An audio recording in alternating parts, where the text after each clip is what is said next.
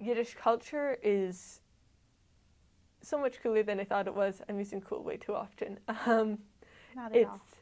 it's been I didn't realize how important the Yiddish speaking community, I guess, I don't know if it's too large to call it a community or was too large, was in the US. How the Yiddish newspaper, the Forwards, used to get the election, the used to find out who the winners of the elections were before any other newspaper.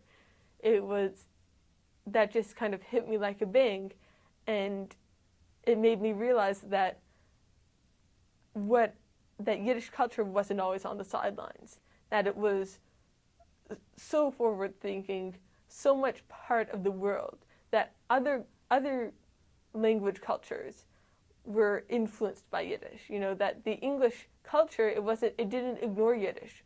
When Yiddish was big, it went along with Yiddish. Sometimes it used Yiddish to, to get their message across.